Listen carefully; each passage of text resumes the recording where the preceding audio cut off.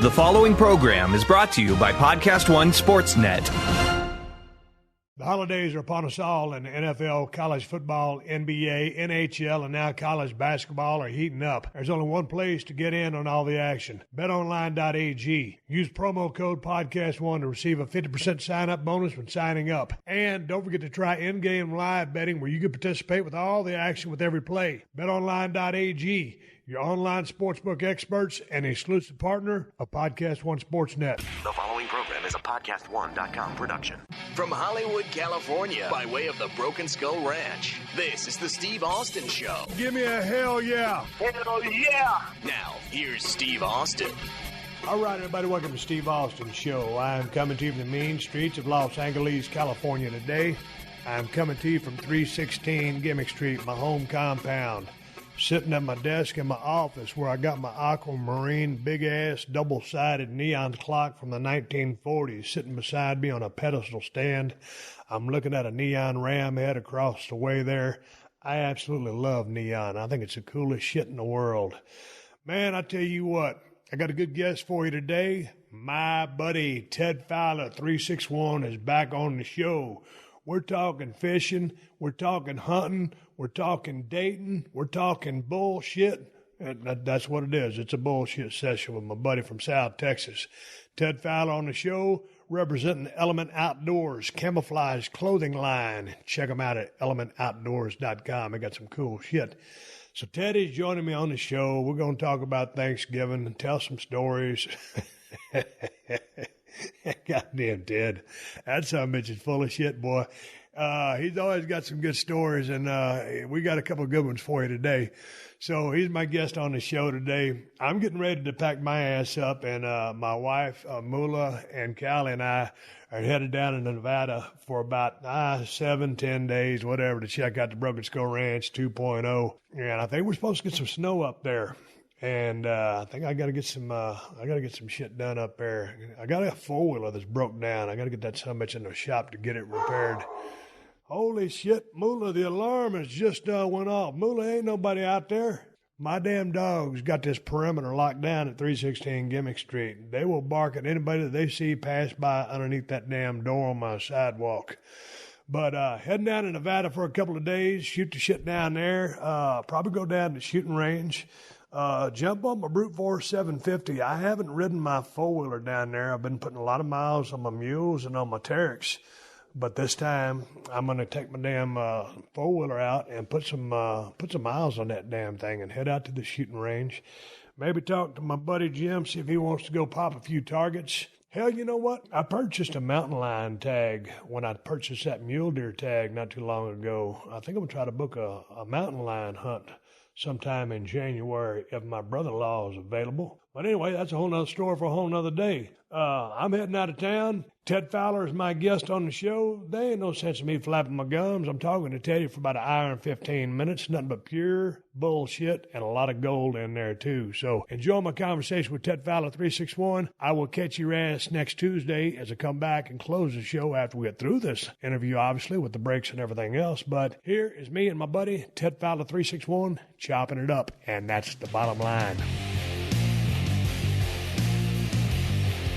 The NFL, college football, NBA, NHL, and now college basketball are all heating up. College football is bringing it with a monster battle between Alabama versus Georgia. I'm leaning towards Alabama in that game. And college basketball sees two powerhouses going head-to-head with University of Wisconsin versus Iowa. Are you looking for a place for all your online wagers? Well, look no further, because our friends at betonline.ag have got you covered. Betonline.ag is an exclusive partner of PodcastOne Sportsnet and our go-to for online sports betting. Don't hesitate. Head over to betonline.ag to take advantage of the best bonuses in the business. When you're there, use promo code PodcastOne. That's PodcastOne to receive a 50% sign-up bonus today. Go online or use your mobile phone to sign up today. And try in-game live betting where you can participate with all the action with every play. Once more, that's betonline.ag and use promo code PodcastOne to start winning with your online sportsbook experts. And if you're looking for a sure bet when it comes to pain relief, check out Theraworx. If you or a loved one suffer from leg or foot cramps, you know how painful and disruptive they can be. Muscle cramps can jolt you out of a sound sleep or interrupt your daily life. Well, check it out because I'm about to get you hip to Theraworx Relief. A non-greasy foam is proven to relieve muscle cramps fast and reduce muscle soreness. With daily use, Theraworx Relief can even prevent muscle cramps before they start, so you can get a full night's sleep or do the activities you love. Theraworx Relief only takes minutes to apply, absorbs quickly, and it works. People love the results. You've probably seen Dr. Drew Pinsky on TV putting Theraworx Relief over.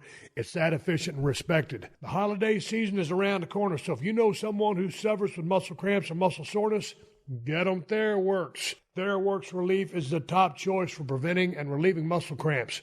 Get Theraworx Relief today in the pain relief aisle at Walmart, CVS, Rite-Aid, and Walgreens, or by talking to your pharmacist. Learn more at TheraworxRelief.com.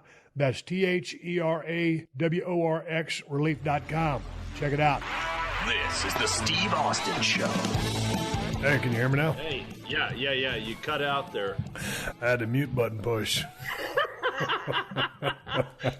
See, dude, I'm one ahead of you because I already got all my blankets and shit up on the windows in case I get that surge strip again. Yeah. Well, I was thinking, half the time we do the radio checks to make sure the sound is clear. That's that's some of our best material. So I figured I'm going to record this from the get-go, and all of a sudden I'm like, hello, and I'm looking at my little meter and said, I ain't got no input. And I look down, I got the goddamn red flashing light on my Blue Yeti microphone. So hell, I muted myself. I'm back. Dude, I'm laughing because I'm like, goddamn, we just got started. Hey, man, studio quality sound over there. Jesus Christ, what are you doing? Dude, I got a couple of Showtime blankets. I went to Walmart, and I was like, dude, for the podcast ain't never won an award. I'm doing my part, man. I went the extra mile. I said, I want some sound deadening blankets. Yeah, and I got them push pinned up over the windows. Yeah, they had sound deadening blankets at Walmart. No, dude, they're more like stain resistant. I figured you pull a couple extra sheets out of the boom room closet. Yeah, shook the dust off them and said, "Come on, getting you back into service." Are you in a rut over there as far as the boom room goes? Dude, yeah, it's been yeah, like how you hit the mute button earlier. Yeah, I kind of did the same thing. Well, what happened to all them damn apps you had on your phone? You got the fresh fish, piece of fish, tender, whatever the fuck I called it. I've been married for 14 years. What happened? Some bitches all dry out? It's more like dead fish, yeah. Yeah, a lot of that shit reached its expiration date. There's a lot of bait and switch there, and not in a good way. Yeah, the profile picture didn't match the shit. I about put a freight scale up there at the front door. It's like, dude, are you kidding me? What are you doing? Something like that happens, Teddy. Say, prank caller. Dude, I told you about that one that came down. Dude, I mean, I got beyond drunk. Took one for the team, got up the next morning, and I was like, let's go to breakfast. Wheeled her out to the truck. She wouldn't sit in the bed of the truck, so I had to, open up the door, let her in there. Dude, we're driving down the road. We get on 35, and we started heading towards Corpus. And, there's not a whole lot of conversation. About 10 to 15 minutes into it, she goes, man, I didn't realize Rockport was this big. Shit, we left Rockport 10 minutes ago, man. I ain't eating at a restaurant with you. No. Jesus. We drove, hand to God, we drove all the way to Corpus. And I was like, I don't think anybody knows what that's how crazy doing here. No offense, I just can't be seen in my hometown with you. Yeah. Hey, dude, child of God, I am not. Yeah. It's like, no, sugar. Rockport's a long way in your rearview mirror. We ain't eating anywhere close to where I'd see my people. Anyway, let's get off that. What have you been up to, man? I see y'all catching a lot of redfish. Oh, dude, did you see the picture of all those snapper we caught? We went offshore. Incredible. Dude, what's the limit on those? Y'all caught about 25? No. It's 4 per person because we're in state waters and it's legal there. We had 12 that we kept. I caught an oversized red that, we let it go. But dude, you talk about, I'll be eating fish for months, and it's good. That snapper's good stuff, man. They're all 20 pounders. I mean, big prehistoric looking snappers. Dude, what are you doing to bag those things? Because it looked like you got a vacuum sealer or something.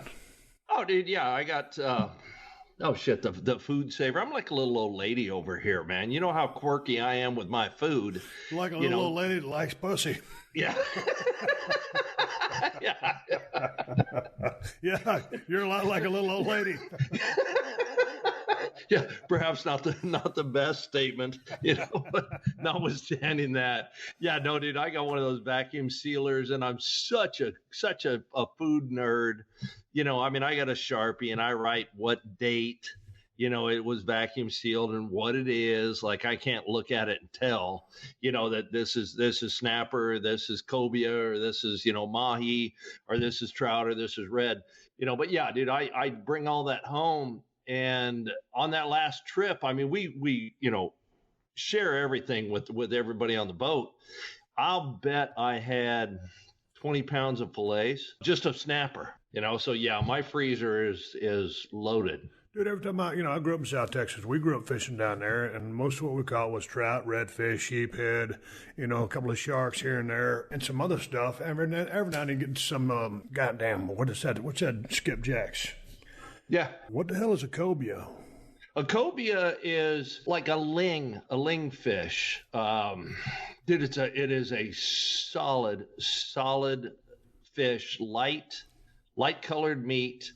They just run through here. Yeah, it's like a ling cod, I guess is another. What do you catch them on? Shrimp. Fishing on the bottom? No, shit, dude. What we do is we go out to the 9 Mile line where the big tankers anchor up, and during certain times of year, the cobia swim around those big offshore, the oil tankers, and they're eating glass minnows and whatever stuff gets attracted by the structure of a boat. And those ling just kind of, swim around. And a lot of those, the pelagic species, the offshore fish, they're attracted by the cavitation of the propeller. So, when you're freshwater fishing, you want to be as quiet as possible. Saltwater is the exact opposite. I mean, you want that prop churning up the water, and for some reason, man, the fish just are drawn to it. Yeah, so we'll kind of slow troll around those big tankers. And you see those cobia, and everything loves shrimp. Dude, you just throw a shrimp in their general direction. And the kicker with the offshore fish is once you hook one, if you can leave it in the water, the other ones are attracted to it. They see it, fighting, and they come close to it, and shit, everybody can hook up. Yeah. It's a good 20-minute fight to get, a 40-pound cobia into the boat. I mean, it's all you want. Did you do anything for Thanksgiving? Dude, I had a turkey sandwich and then about 4 or 5 Jack and Cokes. It was the best one. Not being a pilgrim nor an Indian nor a Native American, I did what I did. I went out, I shot a few arrows, I hit a few golf balls, made a turkey sandwich, Jack and Coke, and it was Netflix from there on out. For the last couple of years, you've been coming down to South Texas, right? Because we've been having Thanksgiving down there. And so all of a sudden, we're used to being down there at the ranch, and we always drive to my folks' house down there in Edna, and we always invite you. So you've been there the last few times, and then we sold the ranch, and last year we went back on down there. And then this year we were stuck in California. So I was like, man, I'm out of rhythm here. We got that place in Nevada, but we're kind of coming and going, right? Yeah. And we had to be in California for some stuff that was going on.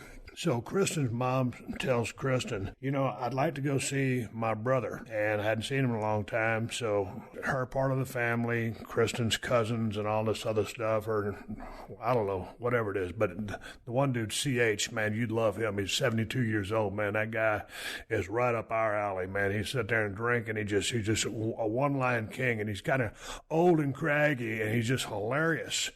So I head off right off the bat with CH. We're sitting there shooting a breeze, and they got a hell of a spread.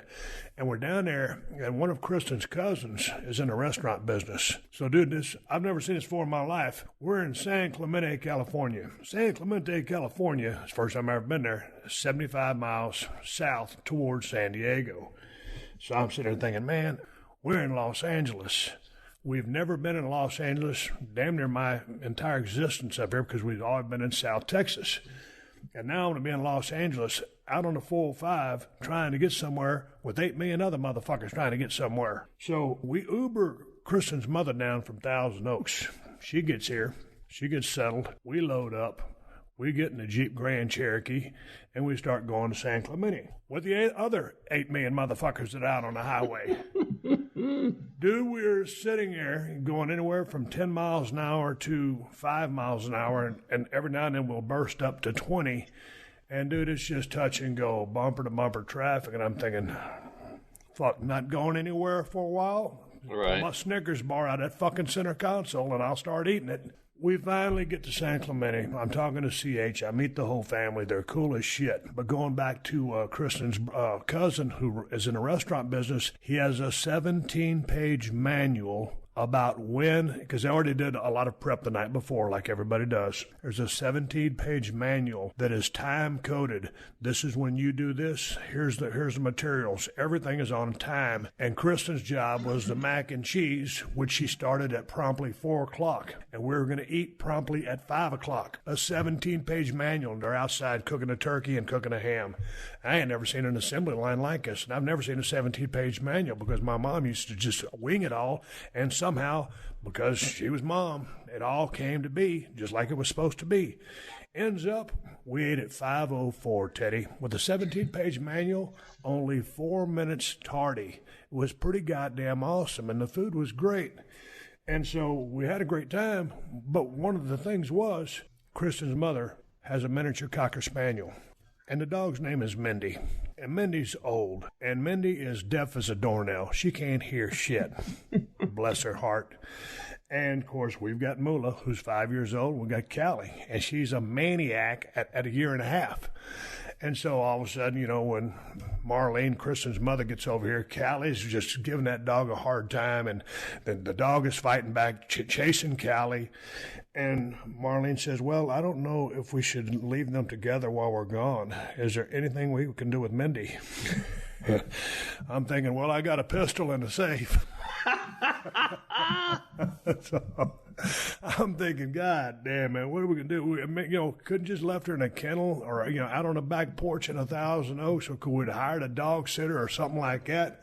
Yeah. I said, okay, here's what we're going to do. I said, she wanted them separate because she thought Callie was just going to run Mindy to death. Not fighting with her, but, antagonize her like a damn pup does. So I said, all right, we'll put Mindy over there at 317 Gimmick Street. And we'll keep Mula and Callie over here at 316 Gimmick Street because there's a fence between the properties and there's one of those gates. It's a wooden gate with one of those thumb latches, right? Yep. Okay, remember the thumb latch. So we go in there. I open the house up for Mindy. The back door, I shut off the kitchen so she has indoor coverage. There's food. There's water. There's a deck. There's an entire yard. It's a fenced-in compound. There's no escape. There's no way to escape. She has everything that a dog would want. And so we get ready to leave. Everything's all quiet. The dogs are cool. We get in. We make that 75-mile drive. We do everything we did. By the time it was all said and done and we pulled out of there, we'd probably been there 6-7 hours. It's time to go, right? It's dark. We're driving back to Los Angeles. We get here, and goddamn, as soon as we pull in, Kristen's mom is like, we got to go check on Mindy. Let's see how Mindy's doing. I'm like, yeah, you damn right. Let me get that pistol. Dude, I'm a dog lover, right? Yeah. So, our dogs are gangbusters. They're happy in hell to see us. And I go back in that back alley, and I was in such a hurry, I left my iPhone there inside the Jeep. And all of a sudden, as I come around, go through the alley between the houses, I can hear that dog, and then all of a sudden I come into the light, and I can see the dog underneath the gate. Scratch, scratch, scratch, scratch, scratch, scratch, scratch. The dog is trying to scratch its way, trying to dig its way, make a tunnel from underneath, the gate so it can get over back to the main compound with Moolah and Callie and where she expected her mother, Marlene, Kristen's mother, to be. Right. I get there and I'm like, God damn, man, this dog's, it's like I had a damn excavator back there, man. The man down there in China is mad as a motherfucker. You get out of here. She's digging a hole in the fucking earth. And so I'm like, okay, I kind of put my foot down there because she's trying to crawl under the gate. I don't want her to get stuck. She's been digging for 6 goddamn hours. So there's the thumb latch. You know the kind of latches she's got on the gate that's go to a swimming pool. I push the thumb latch down. And, of course, that sumbitch froze up like a motherfucker. Those latches work 50% of the time. And when they're working 50% of the time, they're great. They're fantastic. They're simple. They're not burglar-proof, but they work. The other 50% of the time, they ain't worth a shit. You got to jimmy that little bar back and forth to get the leverage back so to lift the damn gimmick off the other side so you get it out of the knot so you can open the fucking gate. Well, I can't shine my light on it from my iPhone. It's darker than fuck. I can't call Kristen and say, hey, just bring the key so we can go around the front of the house because this dog's trying to go crazy. It's about to die from exhaustion. It's muddy. It looks like it'd been in a goddamn mud hole from South Texas when it rained about 4 inches. And it's trying to crawl on the foot, and I'm trying to put my foot down and not trying to stomp it in the head, and the goddamn latch won't work, so there I am trying to bend over, get my hand underneath the gate just so I can pick the sumbitch up and just get it off that fucking notch and let the dog out. Finally, and Kristen comes barreling around there about the time I open that fucking gate, I reach down, I pick up the dog, and I look at the goddamn feet, it's like, are you shitting me? This is the diggingest little miniature Cocker Spaniel I ever saw in my life. And his paws, all 4 of them, is just dirtier than shit. And I'm thinking, I can't take this dog back over there for Marlene to see like this. So I figure, okay, I'll get a couple paper towels and wipe her feet down. And I can't believe that her paws weren't fucking bloody because she'd been digging for fucking 6 hours. Right. I'm cleaning her up, and here comes Kristen in a state of emergency. She goes, my God, what's wrong? What's wrong? I've been trying to call you. I said, my goddamn phone's in the Grand Cherokee. I said, I'm over here. I said, Mindy's trying to dig out. The latch got stuck. There's mud all over her feet. And so, anyway, Kristen goes, oh, my God. So she picks up Mindy. Next thing you know, by the time I straighten everything up, fill in the goddamn hole, and come back around, she's got the dog sitting in our kitchen sink washing the sumbitch off.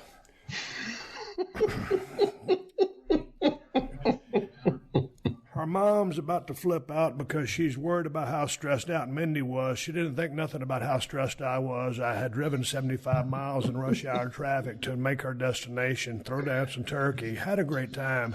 Everybody else is drinking. I'm alcohol-free. I come back to the house. The dog's dug a 6-foot hole. It looked like fucking, who's that drug dealer down in Mexico, Chapo? Yeah. Fucking El Chapo trying to smuggle some shit underneath my goddamn gate. We got another tunnel started over here. so fuck. I'm just thinking, okay, about right now, after we finally get that dog cleaned up and I backfill that hole, shit, now's the time for like probably a double, triple, or quadruple Broken Skull Ranch margarita. But of course, since everybody knows, according to what the newspapers say, that I've sworn alcohol off forever and ever and ever, I can't make a Broken Skull Ranch margarita, not even a Jack and Coke, dare even a Broken Skull IPA. But because I do smoke medicinal marijuana, because I've given up the booze for the rest of my life, I can just light up a big fat ass fucking joint and get high.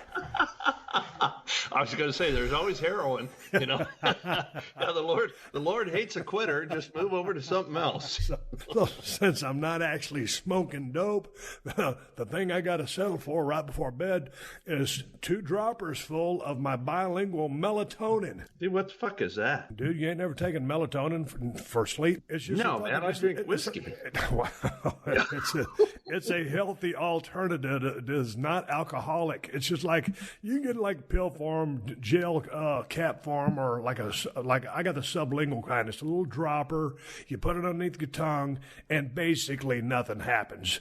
If you drink, if you smoke, if you do anything, it's a shit pile better than melatonin. And I'm not encouraging anybody to just go out and get blasted so they can go to sleep. But when a dog has damn near killed himself trying to dig out from underneath your property, and you've been fighting traffic, and you're meeting all these people that you never met, and all of a sudden, after the capper of the end of the day was this dog fucking damn near killing itself, you just want something, Teddy. And maybe it's just because I do enjoy my alcohol. Not right now while I'm on my fitness program, but there's some times in life where goddamn a fucking cold one would sure help wash those memories away. That's how my Thanksgiving was. I mean, the food was phenomenal. We were 4 minutes late in eating it, but it was a goddamn good time. Solid folks on my wife's side of the family. Good to meet them and all that bullshit. But next year, I can guarantee you, I'll be in a lot of places, but I won't be in Los Angeles, California. Dude, when you said that the family relative that had the 17-page manual, I thought that was in reference to, how he ran, the restaurant or his job in the food service industry. I didn't realize it was for you guys. No, because he comes from that background, man. I mean, he when this guy runs a restaurant, he's one of the guys that comes in and turns shitty restaurants into great restaurants. Because I've eaten at a couple of the ones that he runs in Santa Monica. Dude's he's like a scientist, so I give him props for that. He's just a real organized cat. All right. Me, who's making the green bean casserole? Who's making the fucking mashed potatoes and gravy? And who's doing the turkey? That's about all I'm interested in. And whatever you do, don't forget the cranberry sauce that comes in the can from the grocery store.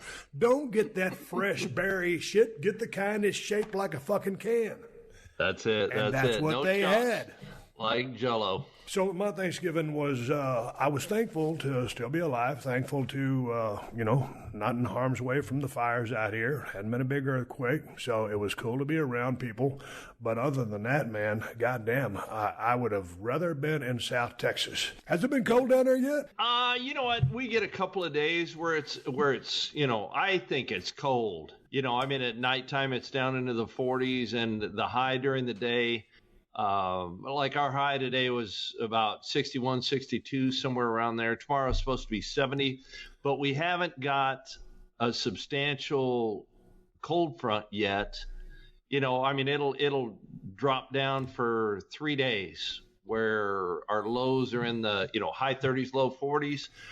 And highs are in the 60s, and then next thing you know, it's 70. And it's like, when are you going to come up and go hunting? It's like, when's it going to get cold? The same old shit, you know what I mean? I don't want to sit in a deer blind or, now I'm bow hunting, most of my stuff is all bow hunting, so sit there in a pop-up blind, and it's 70 degrees. It's like, dude, uncle, man. I mean, I love it. But I'd sure like for it to get a hell of a lot cooler. Dude, I keep tilting on my iPhone as my, like for my weather application, whatever you call it. When you push that cloud button, it shows all different temperatures in the cities you pick. So I keep tilting on it just so I can wonder, what the temperature is down there in South Texas. Mm-hmm. A couple of days I saw it, and shit was down there 32, 34 until then. I guess that little cold front moved through there, and I said, man, prime time. I said, fuck, it's still early, because the rut's probably not going to start for another 2-3 weeks. But shit, man, you got temperature down there. It's pretty good. But man, to your point, dude, what you got to do, if you're going to be out there bow hunting and that shit, man, I'll never forget. When I was down there in South Georgia, myself, Paul Orndorff, and Rick Rude were down there on 2,000 acres. We had this little wood cabin that we based out of that was on the property. There was one lazy boy chair. There was an old TV with a VCR. And one time, Paul Orndorff couldn't make it, and so it was me and Rick Rude. And it was so hot out there, me and Rick were out on our four-wheelers, out in just the black night of Georgia, down there in the south swampy area, because basically swampland, humid as a motherfucker. And we'd all went to the store. Do you remember those old school mosquito suits that they used to make? Oh, yeah. Yeah. Rick Rude had on his mosquito suit, and they're basically camouflage, but you can see right through them. Yeah. So it's so hot and mucky. Rick Rude has his mosquito suit on and his white underwear. And a pair of boots. And so we're out there in the black of night, but it's light enough. We have a flashlight that I can see him, and we're conversing and talking. And Rick has always got that deep, low voice. For fuck's sake, Steve, when is a hog going to come by? I'm like, well, fuck, Rick. They just don't show up automatically because it's nighttime. Yeah. Meanwhile, it's one of those nights where, like you get those no-see-ums and gnats and all that shit just because they're looking for something wet, they fly right into your fucking eyes. Right in your eyeballs, yes, yeah, sir. So I don't know how long we lasted. It might have been 45 minutes before Rick said, fuck it, Steve, let's go back to the cabin. I said, good call, mister. Let's get the fuck out of here. What you ought to do, Teddy, is get you a pop-up. Put your little satellite dish on that sumbitch. Make this one of your permanent deer stands. Put you a satellite dish in there. Set you a generator. Well, unless you can get you some kind of solar action. Solar panel. Get you fucking direct TV and put your little TV in there, dude. And a window AC unit. Yeah, fuck that. Yeah.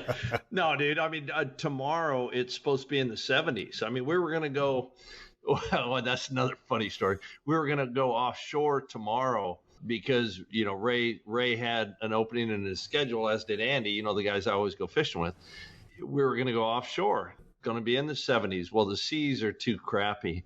But we were working today, and I told my guys, I said, hey, we're changing out some pilings at a house. I said, look, we need to get these pilings up in the air, get them plumb and level. And then all you guys got to do tomorrow is, put the rebar baskets in the hole and mix up, 3 pallets of Sackcrete, put it in there, and you're done. I'll pay you 8 hours. If you guys are done in 3 hours, you got the rest of the day off. Go do your thing. So everybody's, wringing their hands. They're like, yeah, great, because I'm not going to be there, barking at them. Well, Andy shoots me a text about 2:00 this afternoon. He says, hey, man, the seas are going to be too rough, so we're going to pass going offshore. Dude, if you saw the boat that we go offshore in, well, I sent you that picture. Yeah. And the seas don't have to be too rough before, your old hiney starts clinching up. And when the guy that owns the boat is like, no, dude, I'm afraid to go out. It's like, that's all I need is a little bit of guidance. I defer to you to make the good decisions because that's not my strong point. So well, hold on. Was your girl going to come on a fishing trip with y'all? No. Go ahead. No, we don't need no ballast. Yeah, and for the record, that was the old girl, not the new girl, because I don't want her going, oh, you said I was fat. Yeah, no, that was the one before you. Y'all are gonna get ready to fish and like, hey, what happened to all the shrimp? Yeah, no shit. I thought those were for lunch. I thought them was hors d'oeuvres. I didn't mean to interrupt you, so what happened? No, dude, so I turn and look, and I tell my guys, I said, hey, man, been a change of plans. I will be here tomorrow, so tomorrow's going to be a regular day, just full day. And, dude, you could literally see the blood drain out of their face. It was like, what, there's no Santa Claus? Yeah. Yeah. Hey, guess what, guys? Your 2.5 hour, field trip just turned into 8 hours of hell with me, so, sorry. Dude, is there a season for fishing out there? It's been so long since I've saltwater fished. I don't even know if there's a season or not.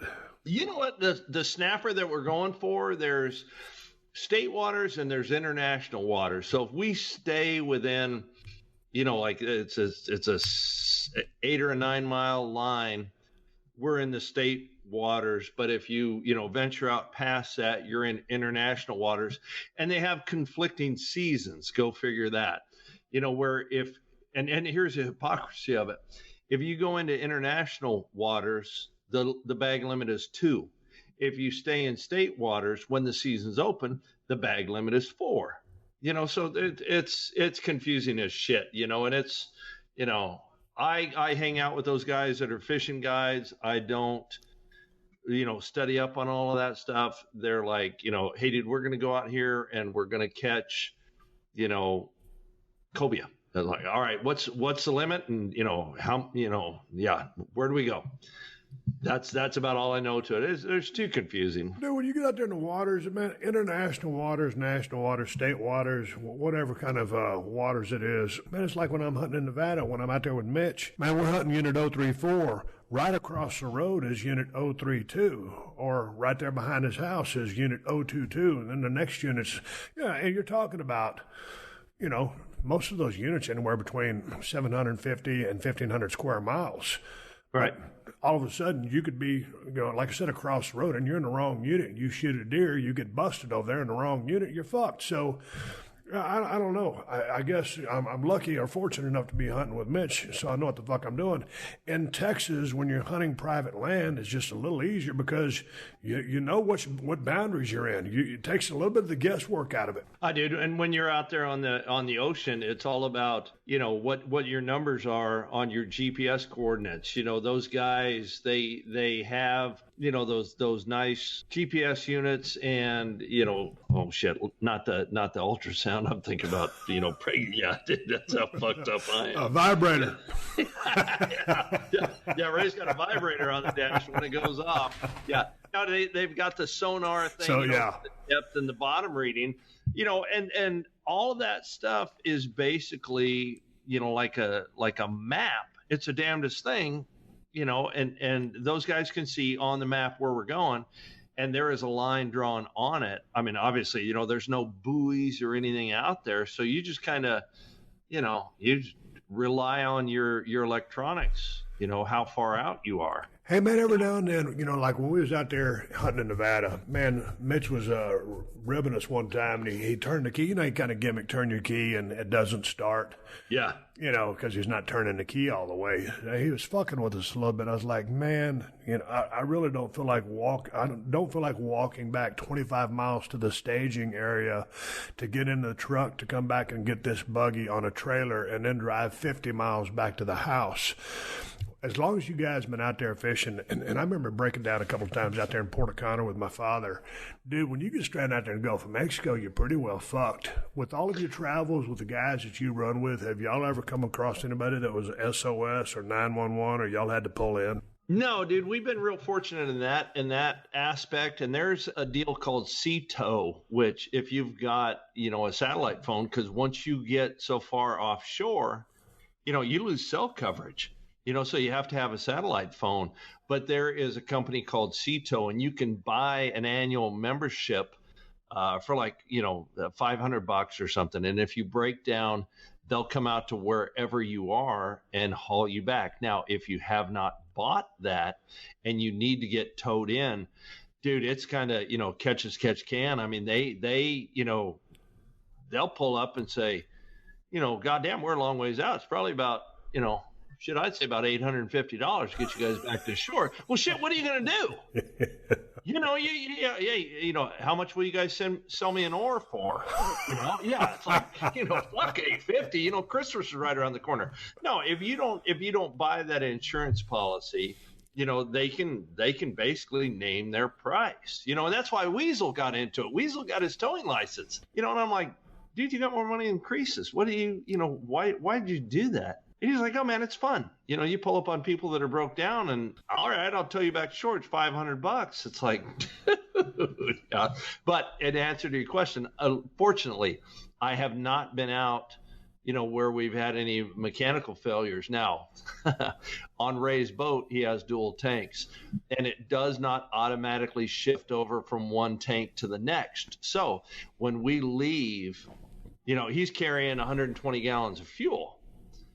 And once we burn through the 60 on one side, he has to literally get underneath the console and flip a switch to go to the other tank. Well, dude, I don't, that's not really my deal. So 5 hours into the fishing trip, we're cruising along, and I'm happy as a lark because I'm like, man, I ain't working and I'm fishing, and we're hauling ass, and all of a sudden, you get that deal. And I don't like the dark. I don't like the water. I don't like none of that shit. And after all of the sharks that we've caught, I'm really anti-swimming, yeah. And the boat starts to peter out, and I turn around and I'm like, oh Christ, here we go, yeah. And then when you hear that motor shut down and everything drags down and you were on top of water and now you're just kind of slowly slowing down, that whole sound, that whole feeling, that's what your insides do, and your ass clenches up. You're like, you're fucking shitting me. We're fucked. Yeah. No, dude, because I haven't been paying attention. Not that I am Christopher Columbus and I can get us to, any port, but dude, we're 20, 30, 40 miles out. I don't even know where to begin to swim. It's like, fuck swimming. Just give me that knife. I'm going to end it here.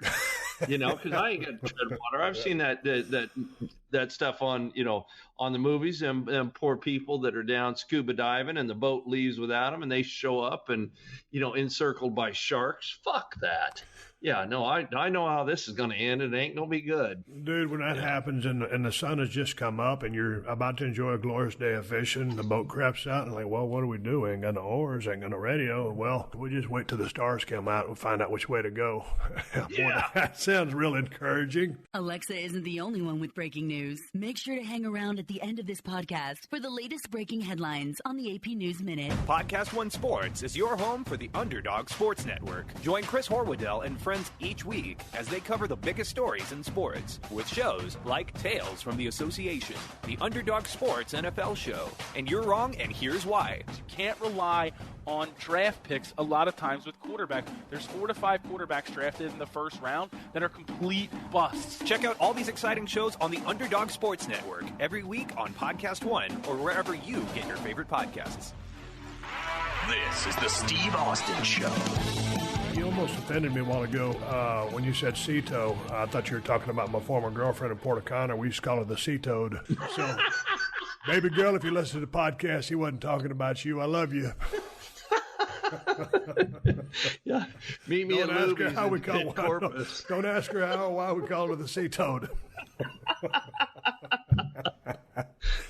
God damn it, dude. I've been having, speaking of mechanical problems, I got a goddamn soap opera on my hands with this 2003 Ford Focus. Have I ever sent you a picture of this car? Is that the one that you bought? No, you never sent me a picture, but I remember you bought some roller skate from somewhere just to flitz around town in. No, I didn't buy a roller skate to flitz around town. It was Kristen deciding that her mother didn't need to drive anymore because she ain't seen. Yeah, you bought it. You bought it from your mother-in-law. Yeah. Yeah. I remember. All right. So I paid her right at below retail, upper side of wholesale, right? Boy, nice son-in-law. What am I going to do? Just start walking around kicking the tires? I don't know, Marlene. You'll need some new set of wheels and tires on it. Rubber's looking kind of thin. Air conditioner ain't blowing too bad. I'll give you $500 for her. I'll tell you straight up, I paid $2,000 for that son of a bitch. And so $2,000, that's not a bad buy, but I mean, it's about what it is, right? Right. It's worth more than that. It's basically a new car. It has 65,000 original miles. I'm a second owner. It runs like a top, front-wheel drive. It's a fun-to-drive little car. Our dogs can get in it. We like to just load them up when we take them to the vet. It's the easiest thing to get them into. So, no, I get it. With the car situation being what it is, my old truck is in Nevada because that's my work truck that I take to the shooting range, or if I go riding on my four-wheeler, that's what I take. My new truck, which is for pulling my fucking trailers and stuff like that, when I get a toy hauler, that's in Nevada. And that fucking, it's a 3/4 ton Duramax. It ain't worth a fucking LA because it's too big. Right. So we bought that Yukon XL to drive back and forth to Nevada. And we do. We have 20,000 miles in that vehicle already. It ain't even a year old. And then we just rented a Jeep Grand Cherokee for an around town car. So we have 2 vehicles, right? Yep. There's 2 people. But as you know, being a guy, you've got, 3 trucks? Yes, sir. Okay, so you always got to have a backup. So I figured, okay, the Ford Focus is our backup now here. So since we did a non-operation on it, and now it has a 17 sticker tag on it, because I just let it sit there underneath the car cover, the battery drained deader than a fucking doornail. So I get out my gimmick chargers, charge the sumbitch for 20 goddamn minutes. I finally start it and get it running. You don't shut it off because that battery ain't got no charge. And out here in California, you got to smog a vehicle to pass inspection to get your sticker. Do y'all have to smog anything in Texas? No, not in Texas. Not in Texas. Well, dude, I ain't never smogged anything in my life, but I remember I used to have to get that the Suburban smogged, that Ram Charger smogged, but that's all, and that's not here anymore. So I'm dealing with the Ford Focus. So I take it to the dude, charges me $56. He puts it on the little gimmick cylinder back, and he's revving the shit out of the engine, and he's got this fucking some kind of instrument crammed in the muffler and exhaust pipe to get the fumes. And sure enough, he looks at me and he goes, nope, it doesn't pass smog inspection. And I said, well, what I need to do? He goes, to reset it, because the battery had been dead for so long, you need to drive this car about 50 to 100 miles. And I'm thinking, man, ain't no way I got to drive this thing 50 to 100 miles to reset the goddamn thing, because I did it with my Ram Charger and just charged it up, and it passed. So I'm figuring I'm going to do the same thing with this thing. So when I went to my mule deer hunting trip over in Winnemucca, I said, I'm going to go down here to AutoZone or whatever it's called, and I said, I'm going to buy me a trickle charger, and because I got that car running now, I don't got to put miles on it. I just got to keep electricity going through the system. So I go out there and hunt, fuck around, spend another week fucking around. It's on a trickle charger. I get in there, start that motherfucker up just like that. Grab my paperwork, head down to the smog place. This was just yesterday. And I'm expecting just to go through there because I've had the electrical system going, and it's just going to pass just fine. And it costs $56 every time you go down there. And sure enough, that summit gets in there, starts it up, takes it over, does all the testing on it. Nope, it doesn't pass smog. You need to drive this car. I said, man, you told me to drive it last time, but I didn't think you really meant I had to drive it 50 to 100 miles. I said, I had it on a trickle charger. The electricity, the battery never died, so I thought it would pass the smog inspection. He goes, no, you need to read the reset for the whatever, ECM, exhaust, whatever. He told me how to look it up on the goddamn computer. So here's the thing, dude. I got insurance on it. I got everything that I need, but I got a 17 tag. So now I got to bootleg outlaw this motherfucker, and somehow on the streets of Los Angeles, California, I got to put 50 to 100 miles in this cocksucker just so I can get a 2018 tag on the back of that motherfucker so I can have it as a backup vehicle. And because when I paid my mother-in-law $2,000 for that son of a bitch, there was a busted motor mount that needed new brakes all the way around it, and that cost me about $1,500. So I'm $3,500 in that goddamn car, and now I can't even pass the fucking smog test. And Ted, if you've been in this situation before, it'll make you want to make a big-ass Broken Skull Ranch margarita. I'll tell you what, if you'd have told me that you drove that thing to fucking Nevada to the deer ranch, you'd have been down one friend. I'd have I'd have unfriended you on all matters of social media. If you pull up at a deer camp in that goddamn roller skate going, hey man, the emission guy said I gotta drive it, I'm gonna high rack that summit and make a Texas unrig out of it. Put some of them, put some lights on it like on my rig, for a little hog hunting at night. Yeah. Dude, it's got power windows. Yeah, that's better than my work truck has. God damn, that little car, I mean, it's metallic P. It's just the same color as the family truckster from the Vacation movie. And that sumbitch, I don't know. I need to just fucking sell a sumbitch, but I'm a little sentimental attached to it. 65,000 miles. Things like a cockroach, Ted. It's just like the Grand Marquis, the Crown Victoria, those cars that the cab drivers drive. Every time I'd get in one of those cars, I'd always ask the driver, dude, how many miles you got on this thing? Oh, 350,000, 300,000, 275,000. It's just like the Ford Bronco. You can't wear those things out. It's the same thing, a little bitty old 4-cylinder, but it's a good car. I'm just frustrated as fuck. So tomorrow, I told Kristen, I said, I don't sleep worth a shit. If I get up tomorrow and just get up and start driving, it's because I'm trying to kayfabe and put 100 miles in that car before it gets daylight. So she's got the heads up. So if I'm out there and I got my driver's license, I got all the insurance, everything. I just need an 18 sticker. So when I drive that little thing back and forth to the gym is only 1 mile away, so I can't put the mileage on it. But here's the thing. When I'm driving around and I see someone else, I've seen stickers on the back of these license plates that's 15, 15 and 16. Motherfuckers ain't got their current, gimmick sticker on their license plates. And I'm figured just because it's me, because you got Murphy's Law just hanging over my ass, I'm going to get pulled over. And as soon as you get pulled over with that wrong sticker on, they're going to impound your car. And then you got to pay the goddamn yard to get rid of your vehicle, pay them for the tow that they had to do on the vehicle, and pay to get possession back on it. So I don't want to get caught. Dude, you got the report from the first time you went through and you failed? Yes, sir. Put that on the passenger seat and just keep it with you. And when when the popo pulls you over, you just tell them, you say, hey, man, I've been out of town working. I'm a global icon and national treasure. Just got back. Per their request, I'm to drive at 50 to 100 miles and retest it. I guarantee you, man, they will wave you on through. Well, when I do drive to the gym, I have that paperwork sitting in the shotgun seat. If I do get pulled over and they say, why are you driving this car? And I point to those magnetic signs that I had sitting, that stick on the side of the car. Did you not see the GIANT sign?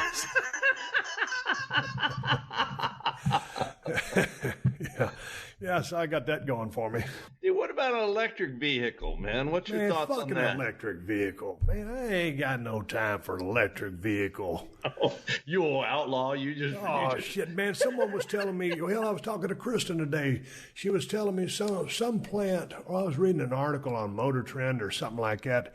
One of those, I think it was a Ford place or maybe it's a Chevy place. They're fixing to stop making a few of their midsize SUVs because they're getting away from the gas motor. They're going to electric. And when I was talking to Mitch, he helps run all those buses in Nevada, and they've already made the switch to electricity. And he goes, Steve, diesel's only going to be around for, however many more years, but it's going to be electric. And I said, man, I ain't never going to stop the diesel motor. And he goes, I'm telling you, everything's going electric. So I don't like electric. I'm impressed by the Tesla. I never could imagine that the electric motor can generate the torque and speed that it does.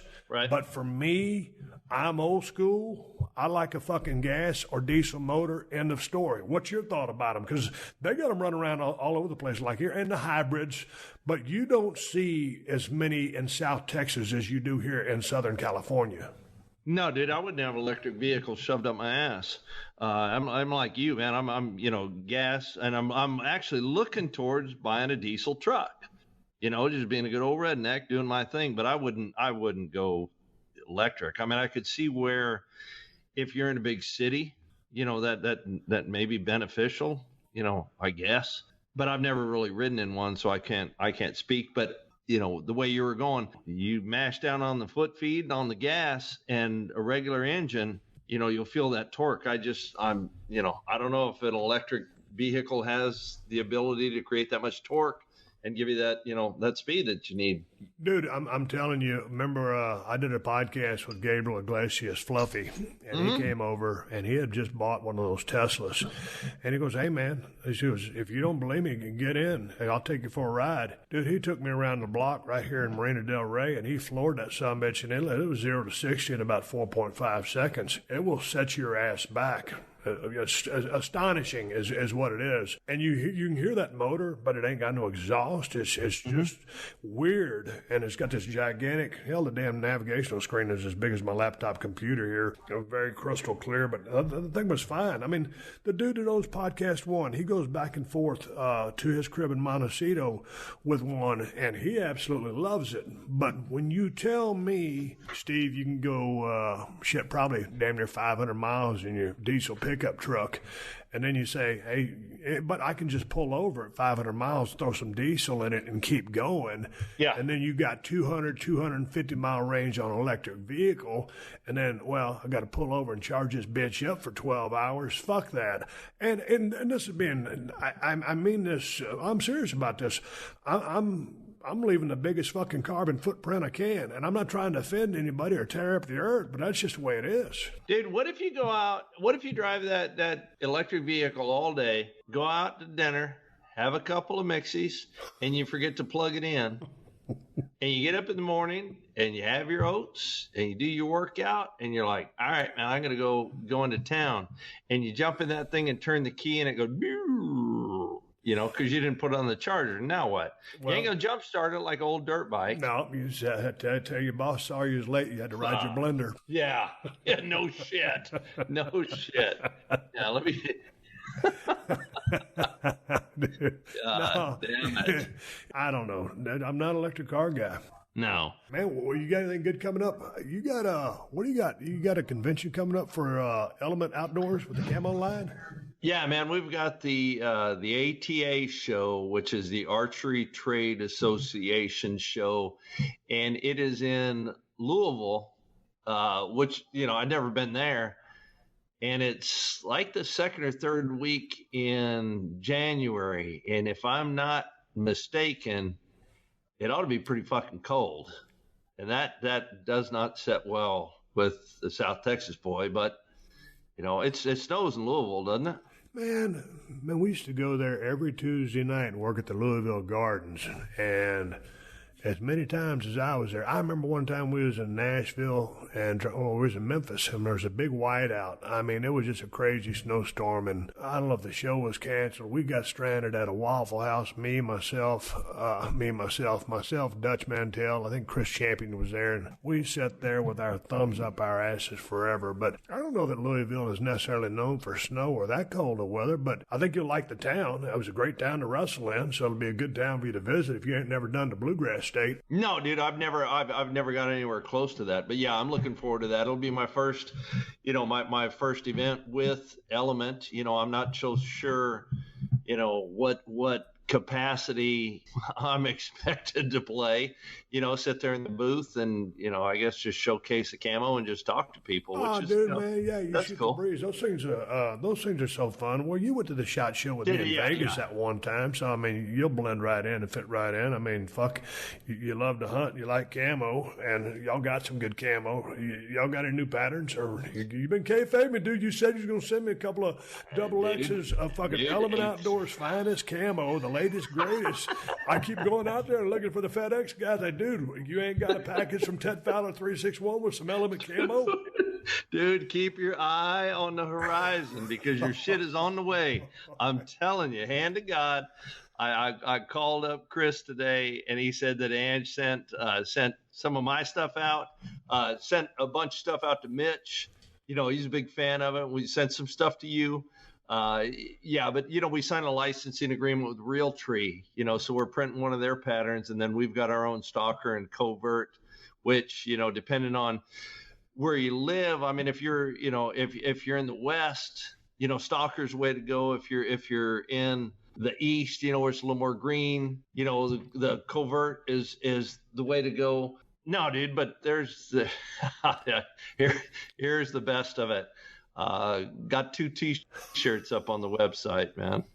Yeah, for Ted Fowler Construction. Remember me telling you about that? Yeah. So those are going to be available for the sale probably in the next week or two.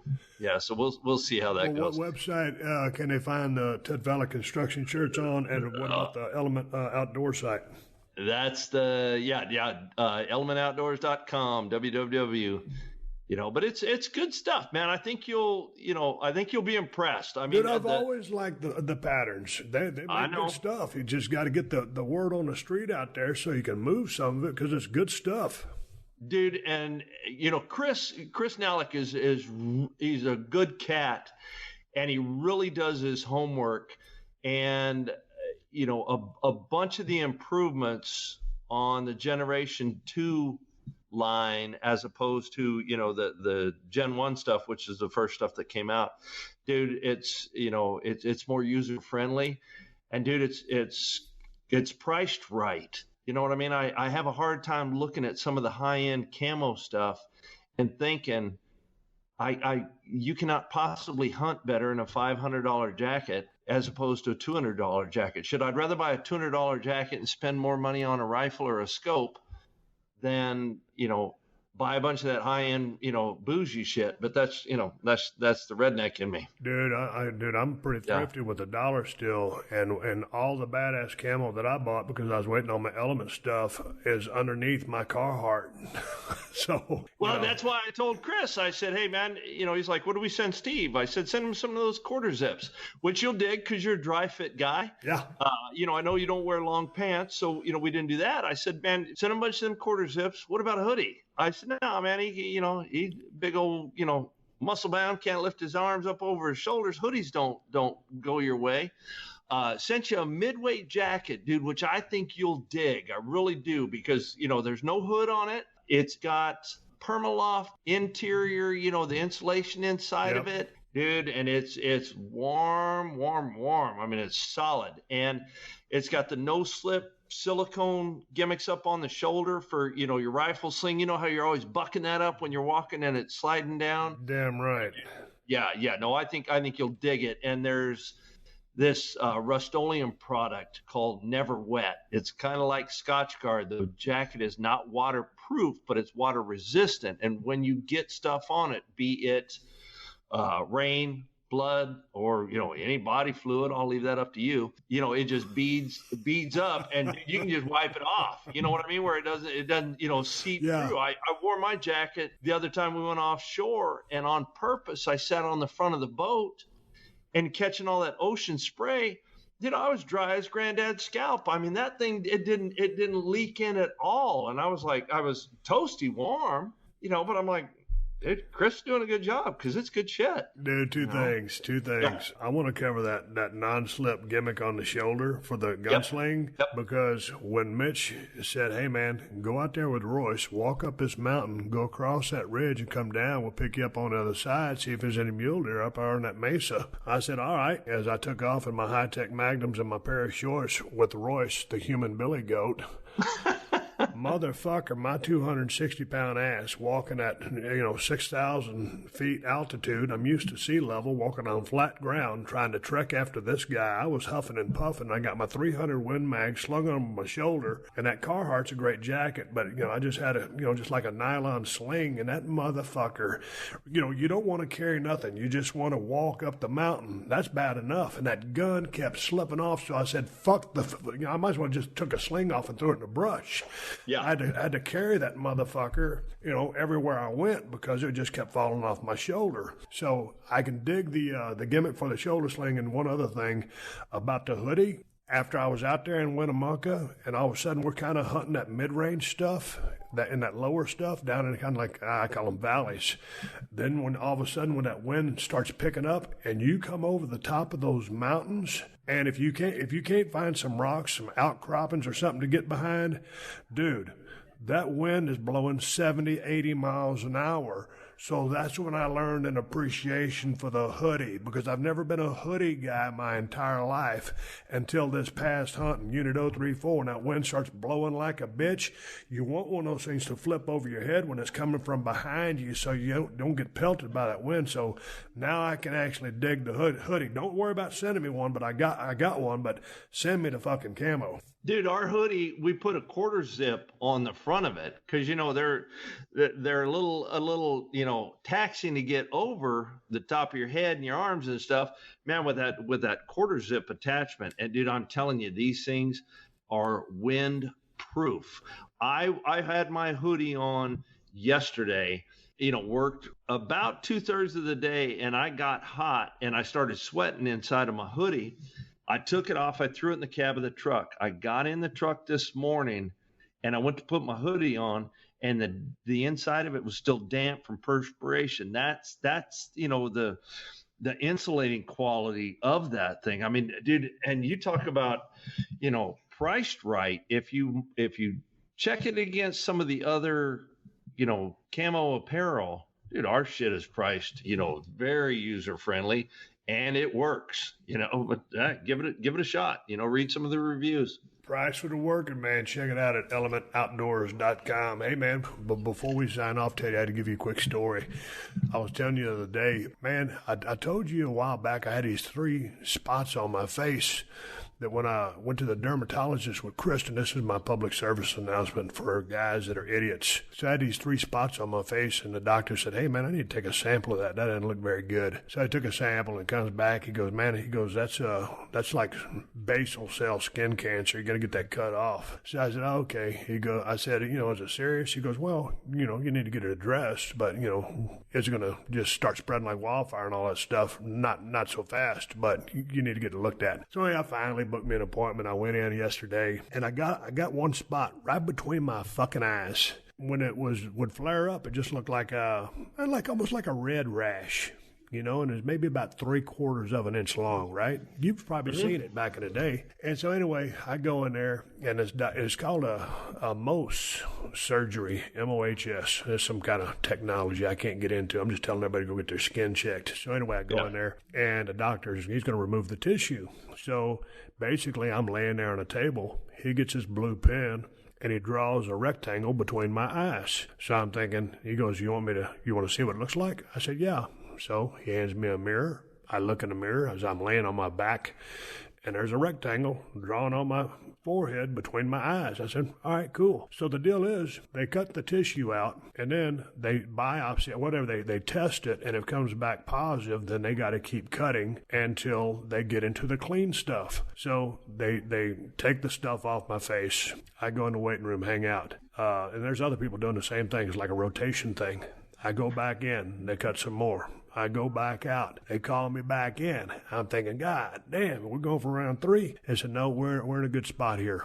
We've got all the tissue. He goes, before I put the bandage on you, you're going to come back tomorrow for your stitches. Do you want to see what I've done? And I said, sure. So I'm laying on the table on my back. He hands me the gimmick mirror again, and I look. Dude, there's a circle between my eyes about a little bit bigger than a quarter, smaller than a 50-cent piece. And I'm like, what happened to that little rectangle you drew there? Jesus Christ. That motherfucker kind of got increased on damn real estate. I said, motherfucker. I said, how are we going to patch this up?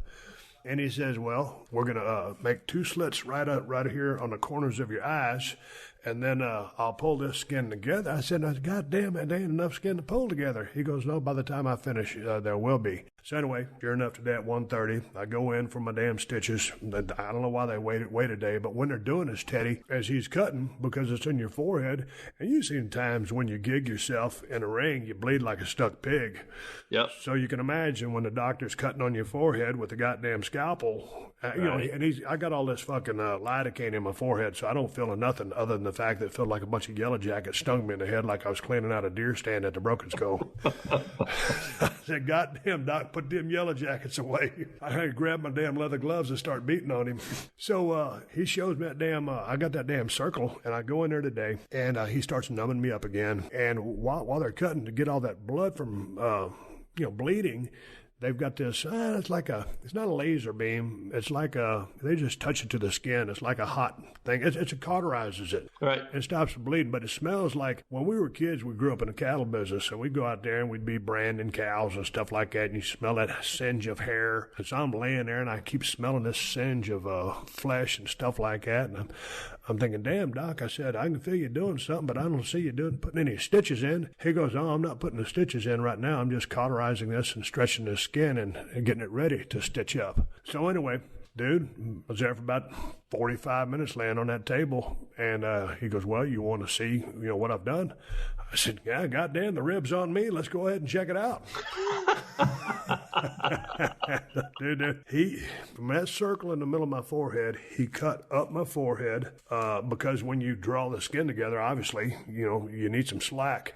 So where he cut me down at the corners, he used that cauterizing thing to create more skin. He pulls the skin away from the underneath layer to make that looser. So, dude, I got a damn, I got about a 3-inch line of stitches between my eyes, and it V's down right there where my nose bridge is. So it looks like hell. I go back on Monday to get my stitches out. So the reason I'm telling Ted Fowler the story, I started telling him to him the other day, but this is part 2 because I just had the procedure finished, If you are out there, whether you're a male or female, man, woman, kid, whatever, as many times as I spent in sun tanning beds, as many times I spent out at the Broken Skull Ranch, out there in that Broken Skull Challenge compound, if you see a red spot or some kind of growth on your face, you need to get your ass to a dermatologist and get that shit checked out ASAP. And I know my brother's been through a couple of body scans because he's got some moles on his body that he's got to get taken care of. So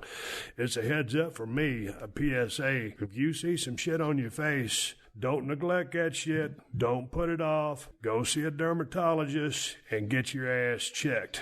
Because, like I said, if I'd have caught this shit earlier, it wouldn't have been as extensive as it is. I'm gonna heal up just fine. It wasn't like I had a modeling career to begin with. But Teddy, you might want to check into that. You got any spots like that? No, I was going to ask that goddamn sea toad was perhaps a surgical assistant there that was like, fuck him, cut him some more. Yeah. No, dude. Remember when we spoke last night? You called me up. You're like, hey, yo, man, what are you doing? I'm sitting here having a glass of wine, ice in my wrist. And you're like, what? Yeah. No, dude, it was my left wrist. It's not my stroking wrist. Yeah, it wasn't one of those self-entertaining, injuries. No, dude, but I pay attention to the sun. Obviously working outdoors like I do. And even now in the winter months, people think that just do the sunscreen in the summertime just because it's hot. Dude, the sun's still up. And you're still getting, all of them rays. So I'll still, put stuff on my neck and on my ears and on my nose and face every day. I try to pay attention to that, but yeah, no, dude, that's the real deal. Shit starts falling off your body, you got issues. Yeah, if you find some shit, go get your ass checked, man. Like I said, I wasn't trying to be a macho man or nothing. I just say, fuck, it ain't shit. They froze it a couple times, this, that, or whatever. But if you're out there, if you listen to my voice, if you got something that pops up and that shit ain't supposed to be there, you need to take your ass to the doctor and get it checked out. Again, I'll be just fine. Ain't no big deal. But that's a heads up for all the people. Out of all the past 5 years, I've given people tips to carry a set of jumper cables, pocket knife, fucking tire patch kits. All kinds of stupid shit. And real shit, as a matter of fact. But my latest real tip for you to do is do your due diligence when it comes time to get your shit checked up. So get that shit checked out and don't put it off. Teddy, where can people find you on social media, whether it's Twitter or Instagram? Well, for what it's worth, I haven't sworn off alcohol, so I'm kidding. I haven't either. I'm gonna start drinking when I get my damn goal weight. God damn it! Fuck that goal weight. My goal weight is anything less than 300 pounds, man. Yeah. Hold it before you sign off, dude. You gotta tell a story about the pants. Oh shit! Yeah. All right, man. Well, I haven't exactly been treating my body as a temple of late, so I've been eating, everything that won't move and drinking a bunch. And when Chris called me up and he's like, hey brother, I'm sending all your camo to you. It's like, all right. I saw the samples, but I didn't try anything on, I looked at the product, but I didn't check it for fit. I'm a 2X guy. 6'5" and 2 whatever. Dude, I put the big jacket on. I was like, this is the real deal. I put the midweight jacket on. I was like, man, a little snug. Put the hoodie on. I was like, this is showtime. Put the quarter zips on. I said, now we're talking. I went to put the 2X britches on, and I was like, shit, these things are mislabeled. I said, God damn it. And so lay them out on the bed, get the tape measure out, measure them, flat on the bed, and then I take, a pair of my work breeches out and I measure them, and I'm like, oh yeah, shit, man, we got, we got a problem where they converted, standard to metric. Fuck, this ain't working. So I call up Chris and I'm like, dude, man, we fucked up huge. I said, these 2X pants that you sent me, I said, I can't hardly put them on. Shit, I got a quarter in my pocket. You can tell whether it's heads or tails. These things are tight. Yeah. So of course that starts a landslide. He and Angie are like going, oh, shit. And then he calls me up and he was like, dude, what pair of pants that you normally wear did you measure? And I said, just my go-to work pants. And he's like, well, grab a regular pair of pants and lay them out on the bed and measure them, side to side. And there's a long pause, and I'm like, fuck, I'm getting fatter, So as luck would have it, the silver lining is our sizing is dead on. The downside is yours truly is not ready for bikini season. Yeah, but you'd been wearing shorts so much you ain't put your work jeans on. So then when you tried to put your work jeans on, they didn't fit either. And so, like you said, you thought maybe it was like a large or an XL that had a double X label. It was the same fucking size as your jeans. Dude, I thought all that stuff was mislabeled. I was like, well, goddamn, I'm a 2X in the shirt. How could I possibly be 3X in the britches? Yeah, and it's like, dude, you're I take my glasses off when I weigh myself. That way I'm not so sure where I'm at weight-wise. Yeah, dude, you talk about a dude, here's a gimmick. When I weigh myself, I make sure I've gotten all the bodily fluids out. I take my watch off. I take my dry fit shirt. I'm naked. I damn near take my wedding ring off.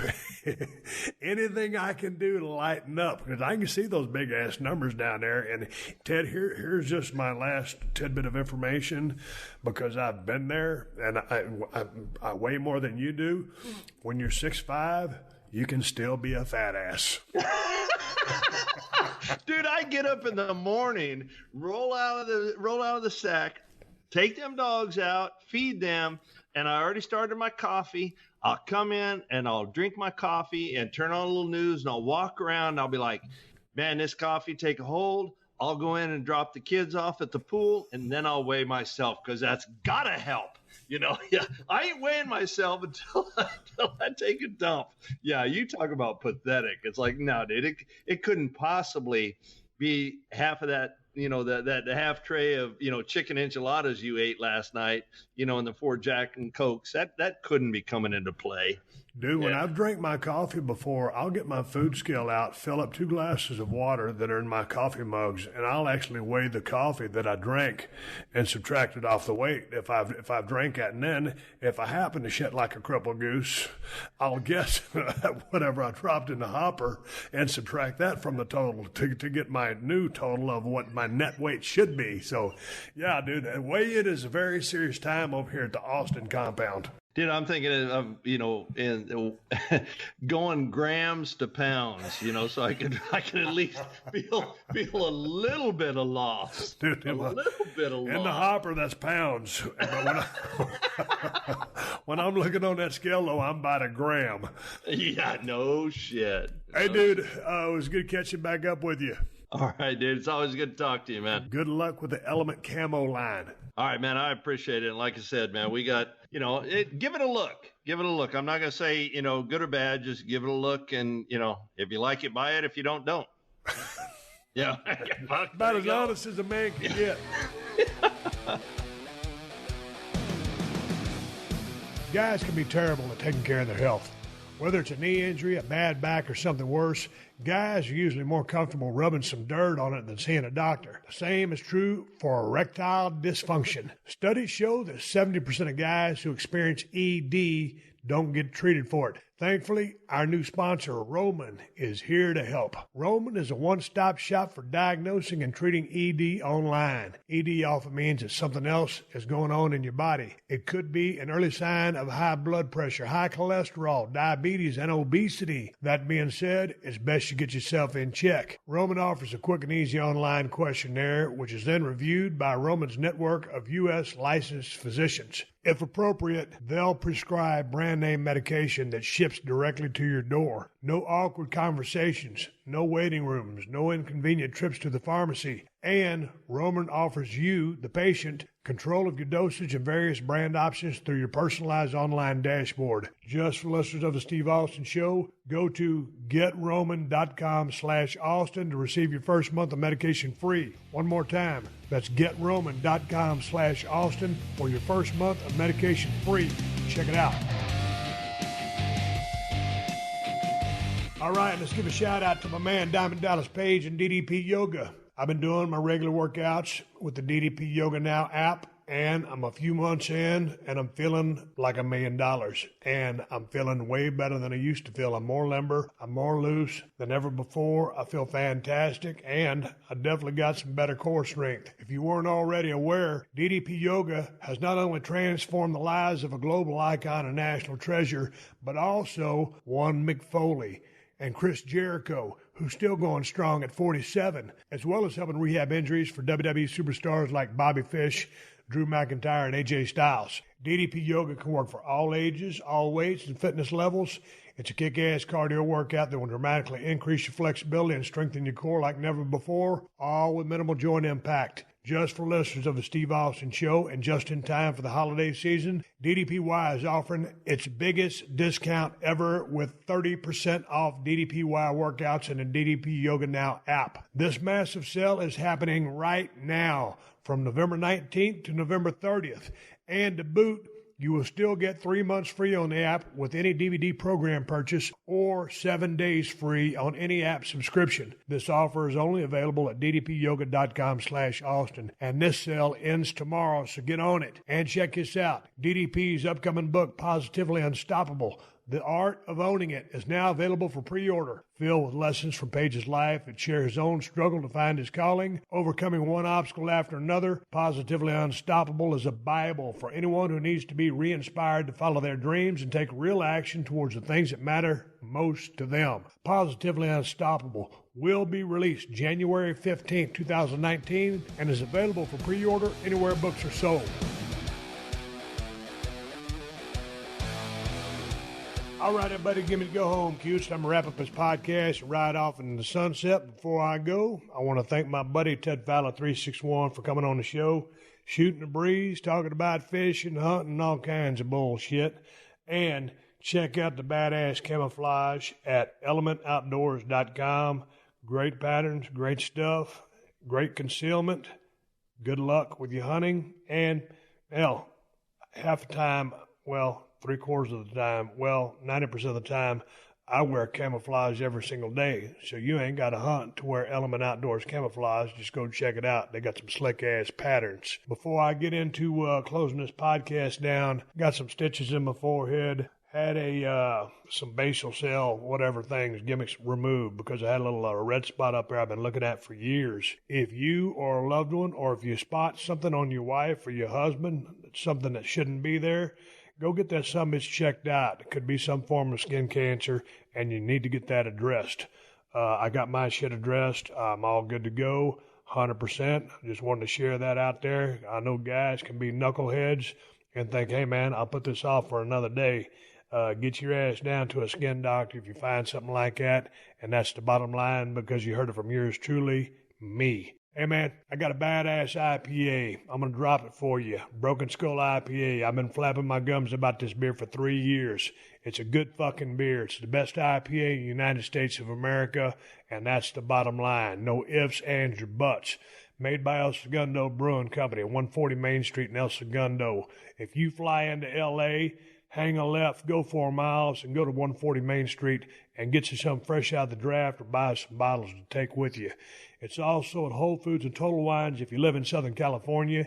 If you ain't in SoCal, you're probably shit out of luck, and that's a real loss because it's that good a damn beer. If you need a badass pocket knife, and I suggest everybody walking planet Earth have one, 2 of the finest knives you can find, the Broken Skull and the Working Man from Cold Steel Knives. You can find both of them at my Amazon store. Amazon has the best price on both knives. Just go to amazon.com/shop/Steve Austin or head directly to Cold Steel Knives and check out all their badass stuff. I want to say one more big-ass thank you to all the fine sponsors of the Steve Austin Show, especially BetOnline.ag, Theraworx, DDP Yoga, Roman, and Geico. That's how I'm able to do this podcast for you twice a week for free. Please support them because they support us. If you need more info on my sponsors, check out the new show description to this episode for details. I am on social media, Twitter and Instagram at Steve Austin BSR. Folks, until next time, my name is Steve Austin, and I will catch your ass down the road. This has been a Podcast One production. Download new episodes of The Steve Austin Show every Tuesday at PodcastOne.com. That's PodcastOne.com.